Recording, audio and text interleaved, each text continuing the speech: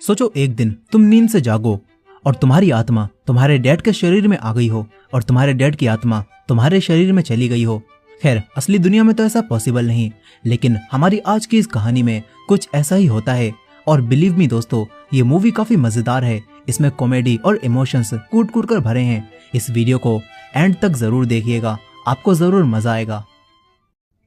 तो कहानी की शुरुआत होती है एक लड़की दोयोन और उसके डैड संगते से। दोनों बाप बेटी अपने अच्छे पल बिता रहे थे। दोयोन अपने डैड से बहुत प्यार करती थी, यहाँ तक कि वो कहती है कि डैड मैं बड़े होकर आपसे ही शादी करूंगी। अब प्रेजेंट टाइम में संगते इस वीडियो को देखकर रो रहा था। वो पुराने पलों को याद कर रहा था, क्योंकि अब कुछ भी पहले जैसा नहीं रहा। उसकी बेटी दोयोन अब उससे ज्यादा बात नहीं करती, यहाँ तक कि अब उसे ये भी पसंद नहीं है कि उसके डैड के कपड़े और उसके कपड़े साथ में धुलवाए जाएं। यहाँ तक कि दोयोन की मॉम संगते को बताती हैं कि दोयोन को ये चीज चाहिए, और ये बात जानकर संगते दोयोन से कहता है कि अगर तुम्हें कुछ चाहिए तो तुम मुझसे डायरेक्ट क्यों नहीं बोल रही। दोयोन कहती है कि चलो रहने दो, मत दिलाओ। ये बोलकर वो चली जाती है। इसके बाद दोनों तैयार होते हैं और अपनी अपनी ड्रिंक्स पीकर स्कूल और ऑफिस जाने लगते हैं। दोनों हर रोज एक ही रास्ते से मेट्रो तक जाते थे, लेकिन इस बीच दोयोन अपने डैड को बिल्कुल इग्नोर करती है और अपने फोन में ही लगी रहती है। यहाँ तक कि वो अपने डैड के साथ सेम गेट से भी ट्रेन में नहीं जाती। ये सब देखकर उसके डैड को बहुत बुरा लगता है। अब इसके बाद स्कूल में जब वो अपनी दोस्त के साथ बातें करते हुए जा रही थी तो तभी वो गिर जाती है, और फिर एक लड़का जीहो यहाँ पर आकर उसे उठाने के लिए हाथ बढ़ाता है, और उसे देखकर दोयोन शर्मा कर भाग जाती है, क्योंकि ये लड़का जीहो दोयोन का क्रश है, जिसे वो अपना बॉयफ्रेंड बनाना चाहती है। फिर जब वो अपने घर जा रही थी तो तभी जीहो स्कूटर से यहाँ पर आता है। वो दोयोन से कहता है कि मुझे तुम्हारी दोस्त ने बताया कि तुम बहुत अच्छा गाती हो, मंडे को एक ऑडिशन होने वाला है, क्या तुम आओगी। दोयोन भी हाँ कर देती है। तभी जब जीहो जा रहा था तो दोयोन उसे देखकर मुस्कुराने लगती है, मगर तभी यहाँ पर दोयोन के डैड संगते आ जाते हैं। वो दोयोन से पूछते हैं कि तुम इस तरह क्यों हंस रही हो। दोयोन बिना जवाब दिए आगे जाने लगती है। तभी इन दोनों को इनकी माँ के मैसेज आते हैं, उनके डैड को कुछ हो गया था। फिर ये दोनों भी रात तक वहां पर पहुंच जाते हैं, मगर बूढ़े आदमी को ज्यादा कुछ नहीं हुआ था, वो बिल्कुल ठीक था। यहाँ पर संगते की वाइफ संगते से कहती हैं कि मैं आज रात को डैड के साथ ही रुक जाऊंगी, तुम दोयोन को लेकर चले जाओ। वो दोयोन को भी देखती हैं, जो कि जब से यहाँ पर आई थी तब से ही अपने फोन में लगी हुई थी। उसकी माँ कहती हैं कि तुम किसी को डेट कर रही हो क्या। ये सुनकर संगते कहता है कि डेट उसी स्कूटर वाले लड़के को। ये लोग फिर से बहस करने लगते हैं और दोयोन गुस्से में यहाँ से जाने लगती है। तभी उसके डैड उसके पास आते हैं और उसे समझाने लगते हैं कि मैं तुम्हारे लिए इतना कुछ कर रहा हूँ, इसलिए तुम बस अपनी पढ़ाई पर ध्यान दो और इस डेट वेट के चक्कर से दूर रहो। मगर ये सुनकर दोयोन अपने हेडफोन लगाकर गाना सुनने लगती है। उसके डैड को गुस्सा आता है और वो दोयोन के हेडफोन्स को जमीन पर फेंक कर तोड़ देते हैं, और फिर उससे कहते हैं कि तुम्हें पता भी है बाहर की लाइफ कैसी होती है। मैं चाहता हूँ कि अगर एक दिन तुम मेरी जिंदगी जियो तो तुम्हें पता चल जाएगा कि मैं तुम्हारे लिए कितना कुछ कर रहा हूँ। दोयोन भी गुस्से में कहती है कि मैं भी यही चाहती हूँ, अगर आप एक दिन मेरी जिंदगी जियो तो आपको भी पता चल जाएगा कि मेरी भी जिंदगी कितनी मुश्किल है। दोनों एक दूसरे से बहस करने लगते हैं, और ये दोनों एक बड़े से पेड़ के नीचे खड़े हुए थे। फिर वही बूढ़ा आदमी इन्हें आकर बताने लगता है कि ये पेड़ बहुत सालों पुराना है और इसके नीचे खड़े होकर जो भी विश मांगी जाएगी वो पूरी हो जाती है। वो दोनों बाप बेटी पूरी बात बिना सुने ही यहाँ से निकल जाते हैं। कुछ समय बाद जब दोनों कार से घर जा रहे थे तो अचानक से इनकी गाड़ी का एक्सीडेंट हो जाता है, और फिर संगते को हॉस्पिटल में होश आता है। वो अब अजीब सा लगने लगा था, उसकी आवाज भी उसे भारी लग रही थी, और जब वो अपने आप को शीशे में देखता है तो चौंक जाता है। दरअसल ये संगते की सिर्फ बॉडी थी और इसके अंदर अब उसकी बेटी दोयोन की सोल आ गई होती है, और कुछ समय में दोयोन भी बाहर आती है, जिसके अंदर अब संगते की आत्मा थी। दोनों एक दूसरे को देखकर चौंक जाते हैं। ज्यादा कंफ्यूजन ना हो इसलिए यहाँ से आगे मैं कैरेक्टर्स को उनकी सोल के हिसाब से ही बोलूंगा। जैसे दोयोन जिसके अंदर उसके डैड की आत्मा है वो उसके डैड होंगे, और संगते दोयोन होगी। खैर ये दोनों अब उदास बैठ जाते हैं। दोयोन कहती है कि डैड जरूर ये कोई सपना होगा, आप मेरा गाल खींचिए। उसके डैड दोयोन का गाल खींचते हैं, जिससे उसे दर्द होने लगता है। दोयोन कहती है कि हमें किसी डॉक्टर से इस बारे में बात करनी चाहिए, लेकिन उसके डैड मना कर देते हैं, क्योंकि किसी को भी इनकी बातों पर विश्वास नहीं होगा और इन्हें पागलखाने भेज दिया जाएगा। अब तभी संगते को एक आइडिया आता है और ये दोनों एक टैक्सी करके कहीं पर जाने लगते हैं। दोयोन के डैड ये भूल जाते हैं कि इस वक्त वो अपनी बेटी की बॉडी में है, और वो बिल्कुल एक आदमी की तरह टैक्सी वाले से बात करने लगते हैं। वो उस आदमी से कहते हैं कि गाड़ी में स्मोकिंग मत करो, दिखता नहीं क्या हमारे साथ एक छोटी बच्ची है।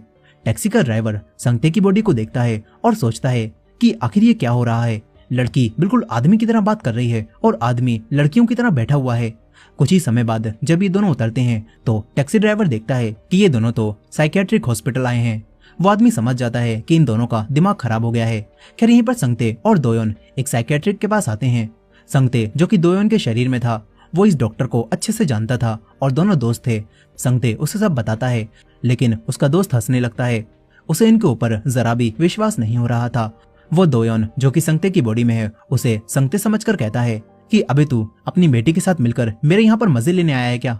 संगते जो कि दोयोन की बॉडी में था वो डॉक्टर को अपनी कई सारी पुरानी बातें याद दिलाता है लेकिन डॉक्टर तब भी विश्वास नहीं करता। वो नर्स को यहाँ पर बुलाकर संगते को दोयोन समझकर बाहर भिजवाने लगता है। तभी संगते कहता है कि तुझे वो 20 साल पहले वाली गोल्ड डिगर लड़की याद है जिससे तू शादी करने के लिए मरा जा रहा था। याद है मैंने ही तुझे उसका सच पता करके बताया था और इस नर्स को देखकर तूने मुझसे कहा था कि जब तू इस जगह को नया करवाएगा तो तू इन नर्स को निकाल देगा क्योंकि ये तुझे बिल्कुल एक फीमेल गोरगोयल की याद दिलाती हैं। नर्स ये सुनकर अलग ही गुस्से में आ जाती हैं कि डॉक्टर मेरे बारे में ये सब सोचता है। डॉक्टर संगते जिसके शरीर में दोयन है उसके एक लगाकर कहता है कि अभी तूने अपनी बेटी को भी ये सब बता दिया। तभी दोयन के डैड डॉक्टर को मारने लगते हैं और कहते हैं कि मेरी बेटी को मत मार, उससे दूर रह। इसके बाद इन दोनों को हॉस्पिटल से निकाल दिया जाता है। फिर एक स्टोर में संगते एक ड्रिंक लेकर ऑनर के पास जाता है। वो आदमी कहता है कि बच्ची तुम अभी माइनर हो, तुम इसे नहीं पी सकती। तभी दोयोन यहाँ पर आ जाती है। संगते कहता है कि मुझे ये ड्रिंक खरीद कर दो। दोयोन कहती है कि डैड आप मेरी बॉडी में हो, उसमें ड्रिंक मत पीजिए। शॉप ओनर सोचता है कि आखिर ये आदमी इस लड़की को डैड क्यों बोल रहा है। तभी ये दोनों उसे समझाने लगते हैं लेकिन वो आदमी सोचता है कि ये लोग उसके मजे ले रहे हैं। आदमी इनसे लड़ाई करने लगता है। तभी आदमी की बीवी यहाँ पर आती है और उसे शॉप से हटा देती है और सोचती है कि ये आदमी ही बेकार है, कभी भी कोई काम ठीक से नहीं करता। ये सब देखकर संगते दोयोन से कहता है कि हम इस बात को अब सबसे और तुम्हारी मॉम से छुपा कर रखेंगे। अब इसके बाद घर पर संगते की वाइफ इन दोनों के लिए ढेर सारा खाना बनाती हैं। संगते जो कि दोयोन की बॉडी में था वो भरपेट खा रहा था और संगते की वाइफ सोचती है कि आज मेरी बेटी कितने अच्छे से खाना खा रही है। तभी दोयोन सोचती है कि मैं तो अब डैड की बॉडी में हूँ तो मुझे डाइट पर रहने की कोई भी जरूरत नहीं है। अब तभी संगते की वाइफ बियर निकालती है। संगते के मुंह में ये देखकर पानी आ जाता है लेकिन वो अपनी बेटी के शरीर में था इसीलिए ड्रिंक नहीं पी सकता था और दोयन जो कि संगते की बॉडी में थी उसे भी बियर नहीं पीनी थी इसीलिए ये लोग बहाना बनाकर बियर पीने से रोक देते हैं। संगते की वाइफ को शक होता है कि ये दोनों बाप बेटी आज इतनी सारी बातें क्यों कर रहे हैं। वो संगते से कहती हैं कि तुमने अपनी बेटी को कितने पैसे खिलाए हैं जो ये तुमसे इतनी अच्छे से बात कर रही है। सच्चाई छुपाने के लिए दोनों अजीब तरह से हंसने लगते हैं। इसके बाद दोयोन अपने फोन को चेक करती है जिसमें जीहो का मैसेज आया था और जीहो उससे मिलना चाहता था। ये देखकर दोयोन खुश होने लगती है। तभी संगते की वाइफ यहाँ पर आ जाती है। वो अपने पति के साथ सोने लगती है। ये चीज देखकर दोयोन के दिल की धड़कनें बढ़ जाती हैं। किस्मत से उसकी मॉम आज थकी हुई थी इसीलिए वो जल्दी सो जाती हैं। अब अगले ही दिन दोयोन इंटरनेट पर बॉडी स्विच होने के बारे में सर्च करने लगती है ताकि वो अपनी बॉडी में वापस जा पाए। वहीं पर संगते भी लाइब्रेरी में जाकर काफी सारी किताबें पढ़ डालता है लेकिन उसे बॉडी वापस स्विच कैसे करें इसके बारे में कुछ भी पता नहीं चलता। दोयोन अपने डैड के पास आकर कहती है कि डैड मुझे कल स्कूल जाना है, अब हम लोग एक दूसरे की बॉडी में सारी चीजें कैसे संभालेंगे।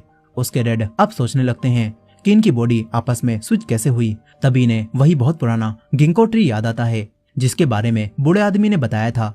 ये दोनों तुरंत ही बूढ़े आदमी को कॉल करने लगते हैं और उससे बात करके इस बारे में पूछते हैं। बूढ़ा आदमी बताता है कि हाँ अगर तुम उस पेड़ के नीचे खड़े होकर प्रे करो तो तुम्हारी सोल भी स्विच हो सकती है। संगते पूछता है कि फिर वो अपनी बॉडी में वापस कब तक जाएंगी। आदमी कार्ड्स फेंकता है और कहता है कि 7 दिनों बाद सब कुछ नॉर्मल हो जाएगा। ये बोलकर वो कॉल काट देता है। इन दोनों के पास अब बूढ़े आदमी की बातों पर विश्वास करने के अलावा कोई और चारा नहीं था इसीलिए ये दोनों 7 दिनों तक ऐसे ही रहने का फैसला करते हैं। संगते दोयोन से कहता है कि तब तक तुम मेरी जगह ऑफिस जाना और मैं तुम्हारी जगह स्कूल जाऊंगा और हमें बाकी सभी से ये बात छुपा कर रखनी होगी। दोयोन सोचती है कि अब उसके ऑडिशन का क्या होगा क्योंकि वो ऑडिशन इन्हीं 7 दिनों में होने वाला है। यहीं पर संगते सोच रहा था कि उसकी रिवॉल्यूशन मीटिंग का क्या होगा जिसके लिए वो इतने सालों से तैयारी कर रहा था। अब तो सब कुछ गड़बड़ हो जाएगा। खैर दोनों फैसला करते हैं कि 7 दिनों तक ये दोनों मिलकर रहेंगे और लड़ाई नहीं करेंगे ताकि और ज्यादा परेशानी खड़ी ना हो। अब अगले दिन दोनों भूलकर अपनी अपनी ड्रिंक उठा लेते हैं। संगते की वाइफ इन्हें याद दिलाती है कि किसकी कौन सी ड्रिंक है। दोनों को मजबूरी में एक दूसरे की ड्रिंक पीनी पड़ती है। इसके बाद दोनों बाहर निकल जाते हैं। दोयोन तो ऑफिस भी हेडफोन्स लगाकर जा रही थी। वो अपने डैड से कहती है कि डैड सीढ़ियों पर ध्यान से चलिए, स्कर्ट बहुत ऊपर जा रही है। उसके डैड कहते हैं कि तुम ऐसी छोटी छोटी स्कर्ट पहनती ही क्यों हो, आजकल के बच्चों को पता नहीं क्या हो गया है। वो जाने लगते हैं। दोयोन उन्हें समझाती है कि देखो डैड, आप जब मेरे दोस्तों से बात करो तो लंबे लंबे सेंटेंस यूज मत करना, बल्कि लोल और ऐसे ही दूसरे वर्ड्स को यूज करना, और अगर आपको कुछ समझ ना आए तो बस हंस देना। दोयोन कहती है कि मेरी दोस्त जियांग के साथ सिंगिंग ऑडिशन में भी मत जाना। संगते भी दोयोन को समझाने लगता है कि उसे ऑफिस में किस तरह बिहेव करना है। वो कहता है कि जब बॉस तुम्हें कोई काम दे तो पूरी जिम्मेदारी खुद मत लेना, बल्कि कहना कि तुम पूरी कोशिश करोगे। संगते कहता है कि मैंने अपने फोन में नोट्स लिख दिए हैं, लेकिन अगर कुछ समझ ना आए तो मुझे कॉल कर लेना। दोनों अब अपने फोन भी स्विच कर लेते हैं। दोयोन कहती है कि डैड, मेरे फोन में मेरे मैसेजेस को चेक मत करना और उस लड़के जीहो को कोई भी अजीब मैसेज मत भेजना। दोनों मान जाते हैं। फिर संगते स्कूल आ जाता है। वो कहता है कि मैं पहले भी स्कूल जा चुका हूँ, इसीलिए मैं सब कुछ आराम से संभाल लूंगा। वहीं पर दोयोन अपने डैड के ऑफिस में पहुंचती है, जहां पर सभी लोग उसे देखकर झुकने लगते हैं। दोयोन सोचती है कि उसके डैड की सभी लोग इज्जत करते हैं, मगर असल में सभी लोग दोयोन के पीछे चल रहे मैनेजर को देखकर झुक रहे थे। दोयोन भी ये देखती है और सब समझ जाती है कि ये आदमी यहाँ का मैनेजर है। इधर संगते दोयोन की क्लास में आता है। उसे एक लड़की दिखती है जो कि चश्मा लगाकर पढ़ने में बिजी थी। संगते सोचता है कि जरूर यही इस क्लास की टॉपर होगी। संगते भी उसी के साथ बैठ जाता है ताकि उसे पढ़ाई में कोई दिक्कत ना आए।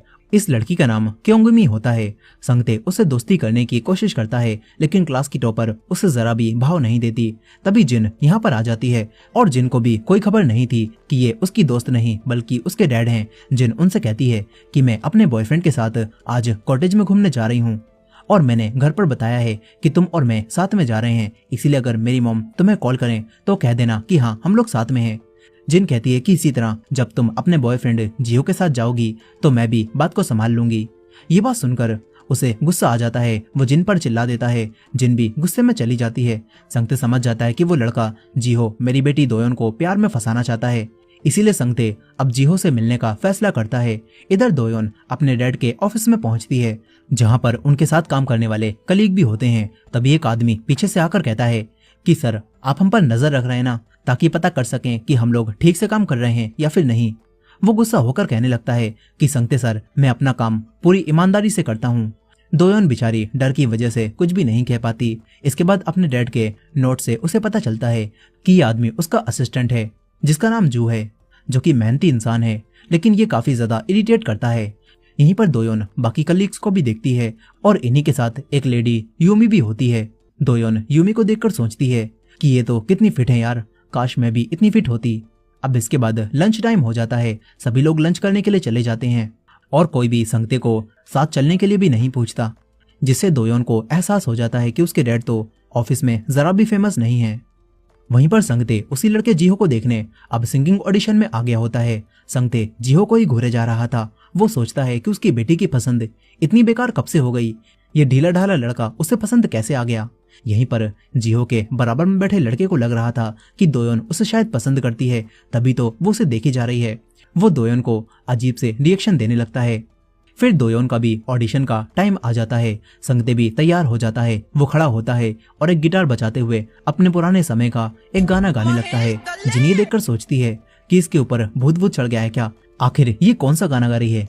लेकिन गाना खत्म होने के बाद पता चलता है कि वो लड़का जिहो भी पुराने गाने सुनता था और वो दोयोन से इम्प्रेस हो गया होता है। लेकिन संगते को ये सब देखकर और भी गुस्सा आ जाता है। वहीं पर जू अपनी प्रेजेंटेशन दे रहा था और दोयोन फोन चलाने में लगी हुई थी। ये देखकर जू कहता है कि संगते सर, आपको काम पर फोकस करना होगा, क्योंकि रेवोल्यूशन मीटिंग में आप ही हमें रिप्रेजेंट करेंगे। दोयोन को कुछ समझ नहीं आता, इसीलिए वो जू की तारीफ कर देती है। फिर इसके बाद जू इन्हें बताने लगता है कि उसने अपने प्रोडक्ट को बेचने के लिए कुछ सेलिब्रिटीज को चुना है जो कि इसे प्रमोट करेंगे। लेकिन दोयोन कहती है कि तुमने बड़ी बड़ी उम्र के आदमियों को क्यों लिया है, ऐसे सेलिब्रिटीज को चुनो जिन्हें टीनेज लड़कियां पसंद करती हों। जू सोचता है कि यह आदमी पागल हो गया है क्या। जो बताता है कि संगते सर, आपने ही तो इस आदमी को रिकमेंड किया था। अब तभी वही लड़की यूमी कहती है कि संगते सर, मुझे भी ये लिस्ट अच्छी नहीं लग रही, क्यों ना हम लोग सेलिब्रिटीज की एक नई लिस्ट बनाएं। दोयोन भी हाँ कर देती है। अब इसके बाद जो बताता है कि आज हमें एक आदमी कुवॉन के साथ डिनर पर जाना है। जो कहता है कि संगते सर, आपको उससे ठीक से बात करनी होगी ताकि हम उस आदमी के साथ डील कर सकें। इसके बाद ये लोग डिनर पार्टी में आ जाते हैं। वो आदमी क्वोन बहुत ही बेकार कैरेक्टर का इंसान था और दोयोन इन सभी लोगों में फिट भी नहीं हो पाती। वो ड्रिंक भी नहीं पीती, जिससे उस आदमी का मूड खराब हो जाता है। और तभी वो कहता है कि संगते, अब तुम्हें डांस करना चाहिए। यूमी तुरंत ही जू को डांस करने के लिए कहती है ताकि डील हो सके, लेकिन वो आदमी क्वोन जू को जाने से मना कर देता है और कहता है कि संगते ने सबका मूड खराब किया है, इसीलिए उसे ही गाना गाते हुए डांस करना होगा और अगर उसे 95 नंबर से ज्यादा मिले तो मैं ये डील साइन कर दूंगा। ये बात सुनकर दोयोन तैयार हो जाती है। दोयोन भूल जाती है कि इस वक्त वो अपने डैड के शरीर में है और वो लड़कियों की तरह ही गाना गाते हुए डांस करने लगती है। उसे देखकर सभी लोग हैरान थे और उसे 97 नंबर मिलते हैं, जिससे सभी लोग खुश होने लगते हैं। और जू क्वोन को ड्रिंक देते हुए कहने लगता है कि चलो अब डील को साइन करते हैं। तब भी वो आदमी क्वोन अपना असली रूप दिखाता है और कहता है कि अगर लड़कियां मुझे ड्रिंक सर्व करें तो मुझे ज्यादा अच्छा लगता है। वो यूमी से ड्रिंक सर्व करवाता है और फिर उनके साथ अजीब अजीब सी बातें करने लगता है और कहता है कि आपकी बॉडी कितनी अच्छी है। वो यूमी को छेड़ने की कोशिश करने लगता है। यूमी भी काफी ज्यादा अनकंफर्टेबल हो रही थी, लेकिन वो कुछ भी नहीं कर पा रही थी। तभी दोयोन ये सब कुछ रिकॉर्ड करके सबके सामने प्ले कर देती है और कहती कि मैंने इसे इंटरनेट पर अपलोड कर दिया है। वो आदमी ये सब देखकर रुक जाता है। यूमी भी खुश हो जाती है कि वो बच गई। इसके बाद दोयोन घर जाने लगती है। रास्ते में उसे एक आदमी दिखता है जो कि ऑफिस से घर जा रहा था। उसकी वाइफ और उसकी बेटी उस आदमी का खुशी से वेलकम करते हैं और ये देखकर दोयोन को एहसास होता है कि उसने अपने डैड पर लंबे समय से कोई ध्यान नहीं दिया। उसके डैड कितने सालों से बस ये पुराना बैग इस्तेमाल कर रहे हैं और उनके चेहरे पर कितनी ज्यादा झुर्रियां भी आ गई हैं। अब घर आने के बाद संगते दोयोन से पूछता है कि तुमने ऑफिस में कोई परेशानी खड़ी तो नहीं की ना। दोयोन मना कर देती है और उसे कंपनी डिनर के बारे में बताती है। दोनों अपना अपना फोन लेकर उसे चेक करने लगते हैं। दोयोन के फोन में जिहो के मैसेज आए हुए थे। उसे दोयोन का गाना काफी ज्यादा पसंद आया था। यहीं पर संगते के फोन में यूमी के मैसेज आए थे। यूमी को संगते का डांस बहुत पसंद आया था। संगते कहता है कि ये सब किस डांस की बात हो रही है, आखिर तुमने क्या क्या किया है। दोयोन उसे बता देती है कि उसे जैसा डांस आता था उसने वैसा ही कर दिया। वो कहती है कि ऑडिशन के बारे में बताइए, वहां पर क्या हुआ। संगते कहता है कि मैसेज से तुम्हें पता चल जाएगा, मैं वहां पर बॉम्ब बनकर फटा था। सबको गाना बहुत पसंद आया था। दोनों एक दूसरे से अब लड़ना नहीं चाहते थे, इसीलिए ये दोनों एक दूसरे के काम की तारीफ करते हैं। अब अगले दिन संगते स्कर्ट पकड़ते हुए स्कूल जा रहा था। तभी उसे एक शॉप पर कुछ दिखता है। इसके बाद संगते लड़कों की तरह पैंट पहनकर स्कूल आ जाता है। सारे लड़के और लड़कियां उसे ही देख रहे थे। दोयोन का क्रश जिहो भी ये देखकर उसे और भी ज्यादा पसंद करने लगता है। इधर दोयोन शॉपिंग करके कई सारी चीजें लेकर ऑफिस आती है। उसका बिहेवियर अब लड़कियों वाला नजर आने लगा था। तभी जू उसे बताता है कि जनरल मैनेजर ने आपको बुलाया है। दोयोन वहां पर जाती है जहां पर जनरल मैनेजर उसे वही वीडियो दिखाकर संगते के ऊपर गुस्सा करता है। दोयोन कहती है कि वो आदमी मेरी कलीग को हैरेस कर रहा था, क्या मैं ये देखता रहता। जनरल मैनेजर कहता है कि इस वीडियो को डिलीट कर दो और तुरंत जाकर उस आदमी से माफी मांगो। तुम्हें अपने बीवी बच्चों की चिंता नहीं है क्या। ये बोलकर वो संगते को वापस भेज देता है। वहीं पर संगते स्कूल में देखता है कि उसका पोर्टफोलियो अप डाउन हो गया है, यानी कि उसकी बेटी ठीक से काम नहीं संभाल पा रही। अब तभी टॉपर से उसे पता चलता है कि कल इनका मॉक एग्जाम होने वाला है, जो जानकर संगते चौंक जाता है। इसके बाद जब टीचर इन्हें पढ़ा रहे थे तो सब कुछ संगते के सर के ऊपर से जा रहा था। उसे कुछ भी समझ नहीं आता, इसीलिए वो टॉपर को रिश्वत देते हुए कहता है कि क्या तुम मेरे घर आज रात पढ़ने चलोगी, हम लोग साथ में पढ़ेंगे। वो बार बार मना करने लगती है। संगते उससे कहता है कि सिर्फ एक बार। इसके बाद टॉपर भी मान जाती है। वहीं पर यूमी संगते से इम्प्रेस हो गई थी, क्योंकि संगते यानी कि दोयोन ने उसे हरास होने से बचाया था। यूमी अब उसे एक जगह पर ड्रिंक के लिए लेकर आती है। दोयोन को ये जगह काफी अच्छी लगती है। वो यूमी के नेल्स को देखने लगती है और उनकी काफी तारीफ करती है और कहती कि काश मेरे भी ऐसे नेल्स होते। इधर संगते टॉपर और जिन को लेकर घर आ चुका था। ये तीनों साथ में अब पढ़ाई करने लगते हैं। तभी जिन के फोन पर उसके डैड के मैसेजेस आने लगते हैं। वो कहती है कि आखिर ये डैड मुझे इतना परेशान क्यों करते हैं, क्या अब मैं अपनी दोस्त के घर सुकून से पढ़ भी नहीं सकती। ये सुनकर संगते कहता है कि वो तुम्हारे डैड हैं, तुम्हें अंदाजा भी है बाहर की दुनिया कितनी खतरनाक है, उन्होंने सब देखा है, इसीलिए वो तुम्हारी चिंता करते हैं। अब तभी टॉपर ये बताने लगती है कि मेरे पेरेंट्स को तो पता भी नहीं होगा कि मैं घर पर नहीं हूँ। संगते कहता है कि अगर मेरे पास तुम्हारे जैसी बेटी होती तो मुझे भी कोई चिंता नहीं होती। मगर वो टॉपर कहती है कि ऐसा नहीं है, असल में उन लोगों को मेरी कोई चिंता ही नहीं है और जरूरी नहीं कि एक माँ बाप अपनी बेटी से तभी खुश हों जब उनकी बेटी पढ़ाई करे। बिना पढ़ाई करे भी उनकी बेटी होती है। संगते ये सब सुन रहा था। यहीं पर दोयोन अब काफी सारी शॉपिंग करके आज घर लौटती है। संगते की वाइफ अपने पति को मारते हुए कहने लगती हैं कि इतनी सारी चीजों में पैसे बर्बाद क्यों किए। दोयोन अपने डैड के शरीर में होने का फायदा उठाती है और कहती है कि ये सब मैंने अपने पैसों से खरीदा है।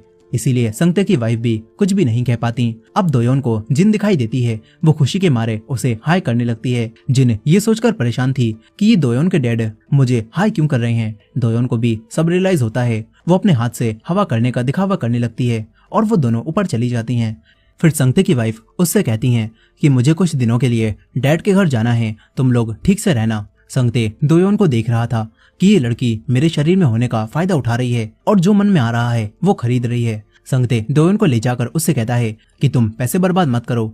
इसके बाद वो दोयोन को बताता है कि कल तुम्हारा मॉक एग्जाम है और मैं तुम्हारी दोस्तों को पढ़ाई करने के लिए यहाँ पर लाया हूँ। मैं तुम्हें दिखाऊंगा पढ़ाई करके अच्छे नंबर कैसे लाते हैं। दोयोन भी कहती है कि ट्राई कर लो डैड। अब इसके बाद एग्जाम वाला दिन आ जाता है। संगते पूरा तैयार था, लेकिन जब क्वेश्चन पेपर उसके सामने आता है तो वो परेशान हो जाता है। उसे एक भी क्वेश्चन का आंसर नहीं पता था। जैसे तैसे वो इस एग्जाम को कंप्लीट करता है।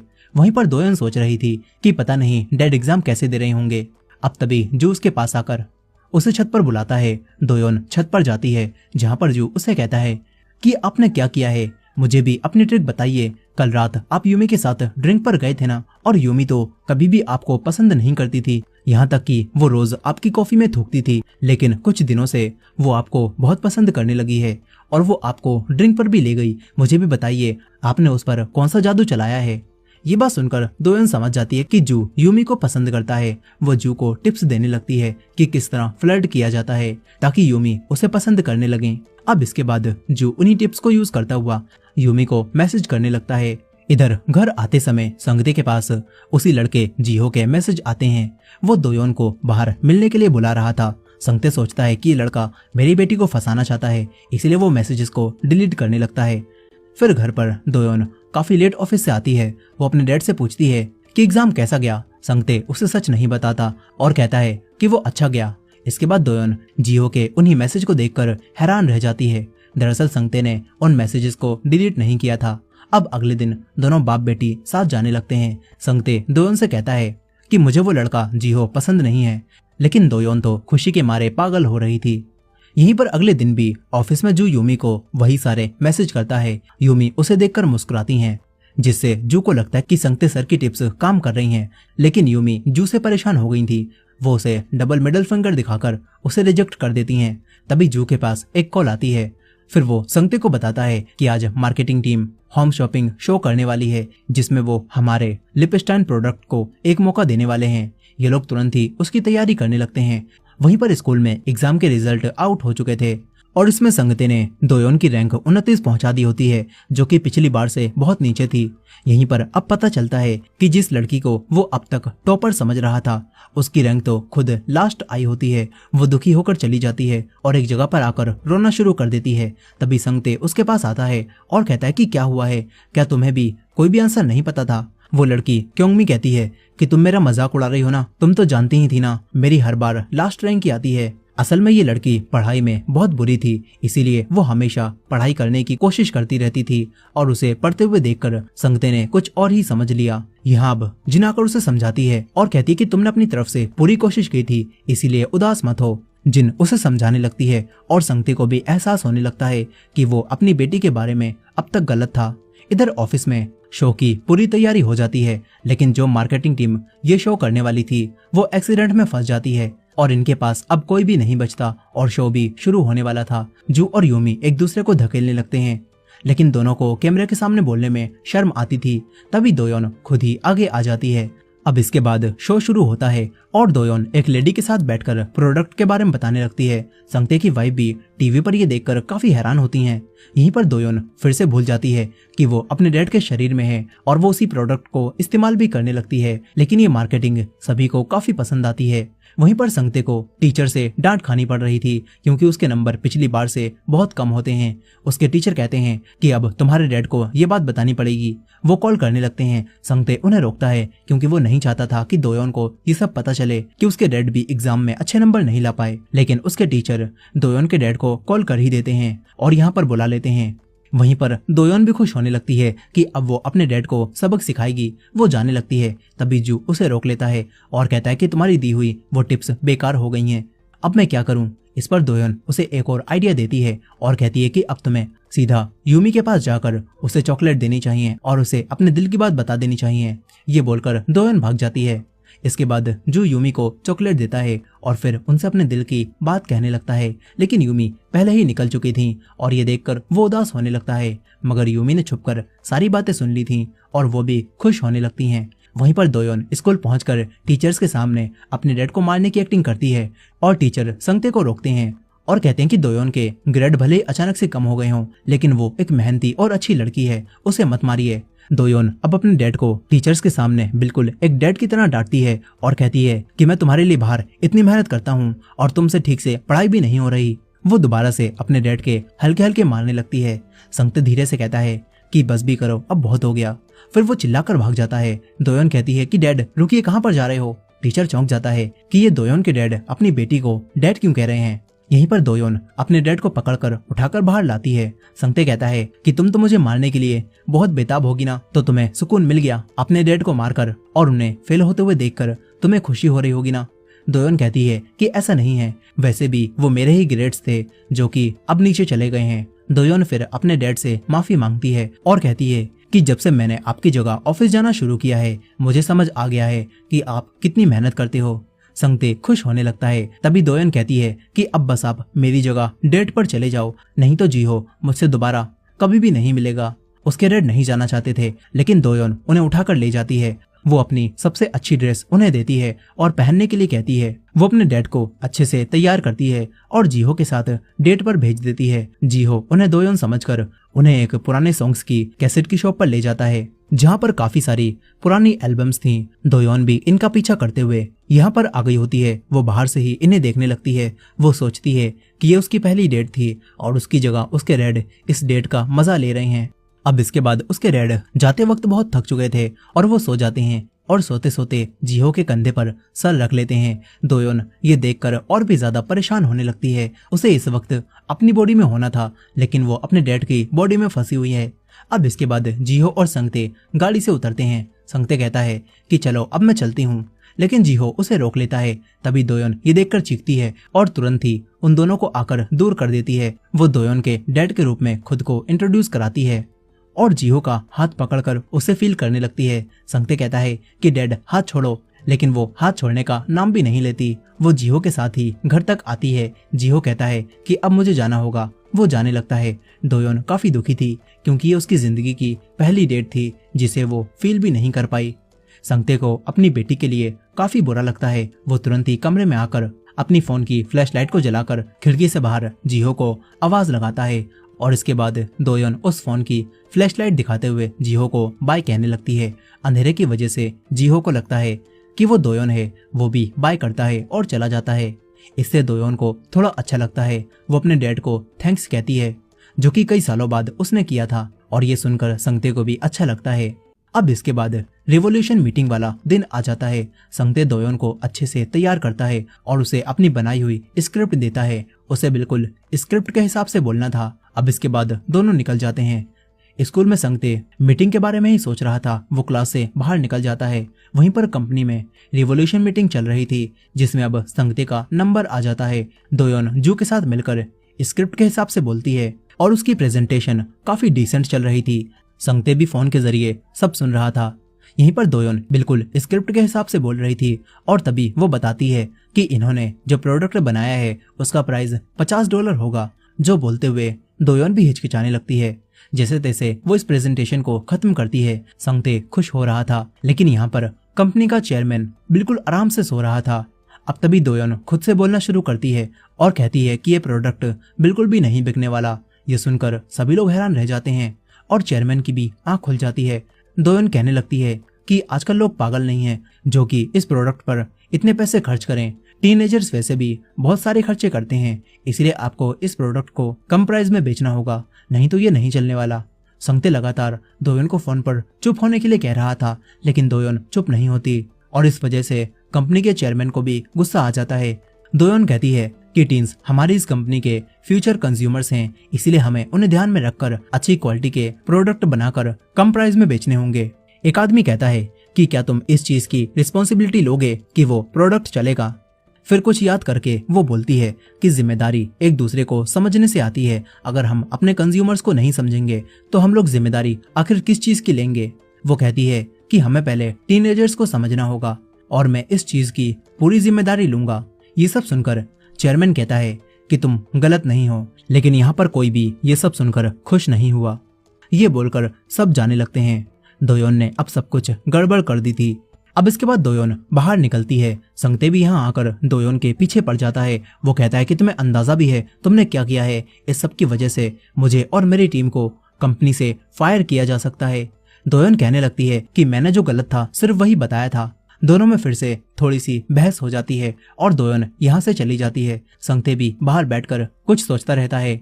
फिर वो फिर से अपने साइकेट्रिक दोस्त को कॉल करता है और इसके बाद उसके पास आकर रेडियो पर एक पुराना गाना चलाता है और डांस करने लगता है। कुछ ही समय बाद डॉक्टर को याद आता है कि ये तो वही डांस है जो कि मैंने और संगते ने एक साथ किया था और मुमकिन ही नहीं कि दोयोन को ये डांस आता हो।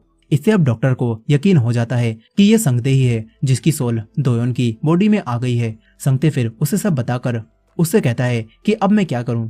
डॉक्टर पूछता है कि तुम्हें अपनी बेटी की जिंदगी जीकर आखिर क्या पता चला। इस पर संगते बताता है कि आजकल हाई स्कूल के एग्जाम बहुत टफ हो गए हैं, जबकि मुझे लगता था कि वो इजी होंगे, इसीलिए मैं दोयोन को हमेशा पढ़ने के लिए कहता रहता था। डॉक्टर कहता है कि तुम्हें ध्यान देना चाहिए, तुम्हारी बेटी को क्या चाहिए। इसके बाद संगते वापस आ जाता है। वो दोयोन से बात करने के बारे में सोच रहा था। वो दरवाजे के पास जाता है लेकिन उसकी हिम्मत नहीं होती कि वो अपनी बेटी से बात कर पाए और वो वहीं पर बैठ जाता है। दोयोन भी उदास दूसरी तरफ बैठी हुई थी। इसी तरह सुबह हो जाती है और फिर दोयोन के पास जू का मैसेज आता है। वो तुरंत ही भागती हुई ऑफिस जाने लगती है और इसी दौरान फोन भी गिरा देती है। संगते फोन को उठाता है और अपने पास रख लेता है। वो एक बेसबॉल फील्ड में जाकर गुस्से में बॉल्स को हिट करे जा रहा था। तभी उसे फोन से पता चलता है कि संगते को उसकी पूरी टीम के साथ कंपनी से निकाल दिया गया है। ये बात जानकर वो तुरंत ही एक साइकिल को चुराता है और वहीं जाने लगता है। इधर दोयोन कंपनी के चेयरमैन के पास पहुंचकर उनसे कहने लगती है कि वो उसे और उसकी टीम को कंपनी से ना निकालें, लेकिन चेयरमैन कहता है कि कल तो तुम काफी बड़ी बड़ी बातें कर रहे थे ना, इसीलिए अब तुम्हें ही अपने टीम मेंबर्स की जिम्मेदारी लेनी होगी। ये बोलकर वो जाने लगता है। दोयोन उन्हें रोकने की बहुत कोशिश करती है लेकिन कोई फायदा नहीं होता। तभी संगते साइकिल से यहाँ पर आता है और कार से टकराकर उसका एक्सीडेंट हो जाता है। उसे तुरंत ही हॉस्पिटल ले जाया जाता है जहाँ पर उसकी जान बच गई होती है, लेकिन संगते को होश नहीं आया होता। दोयोन ये सब देखकर काफी ज्यादा रोने लगती है। उसे एहसास हो गया था कि उसके डैड रोज किन चीजों से गुजरते हैं। वो देखती है कि उसके डैड के फोन में सिर्फ उसके ही फोटो हैं, जहाँ पर बचपन में वो खुशी खुशी अपने डैड के साथ फोटो खिंचवाती थी, लेकिन बड़े होने के बाद उसने अपने डैड से दूर रहना शुरू कर दिया। और ये देखकर दोयोन को अपनी गलती का एहसास होता है। वो अपने डैड के पास आ जाती है और उनसे बातें कर कर कहने लगती है कि डैड, ऐसा नहीं है कि मैं आपको पसंद नहीं करती थी, इसीलिए मैं आपसे दूर रहने लगी थी। दोयोन कहती है कि मैं एक जिम्मेदार बेटी नहीं थी और मुझे लगता था कि मैं आपको डिसअपॉइंट और शर्मिंदा कर दूंगी, इसीलिए मैं दूर रहने लगी। मैं आपका सामना नहीं कर पा रही थी। दोयोन अपने डैड से माफी मांगती है और उनसे कहने लगती है कि डैड, जाग भी जाओ ना। वो कहती है कि डैड, मैं आपसे बहुत प्यार करती हूँ। संगते की आंखों से भी आंसू निकल रहे थे। फिर कुछ समय बाद संगते और दोयोन जब दोनों सो रहे थे तो उनकी सोल्स आपस में फिर से स्विच हो जाती हैं और अपने अपने शरीर में लौट जाती हैं। फिर दोनों एक दूसरे को देखकर काफी खुश होते हैं और गले लगा लेते हैं। साथ ही चेयरमैन ने काफी सोचने के बाद संगते और उसकी टीम को एक और मौका दे दिया होता है और उस प्रोडक्ट का प्राइस भी कम कर दिया होता है। संगते और दोयोन के बीच में भी अब सब कुछ ठीक हो गया था। दोनों अब खुशी खुशी साथ जाने लगते हैं और इसी तरह एंड में हम हर उम्र की लड़कियों को देखते हैं जो कि बताती हैं कि वो अपने डैड से बहुत प्यार करती हैं। और जो लड़कियां बूढ़ी और बड़ी हो चुकी थीं, जिन्होंने अपने डैड को खो दिया था, वो कहती हैं कि हम अपने डैड को आज भी बहुत मिस करते हैं। अगर हमें एक और मौका मिले तो हम अपने डैड से कहेंगे कि डैड, हम आपसे बहुत प्यार करते हैं, आपने हमारे लिए बहुत कुछ किया। और इसी एंडिंग के साथ ये कहानी यहीं पर खत्म हो जाती है। दोस्तों, आपको ये मूवी कैसी लगी कमेंट करके जरूर बताइएगा। खैर, इस मूवी के लास्ट में हम संगते, दोयोन और उसकी माँ को भी देखते हैं, जो कि तीनों घूमने आए हुए थे, जहाँ पर दोयन की मॉम गुस्सा हो रही थी क्योंकि उनके बारे में किसी को भी कोई भी चिंता नहीं थी।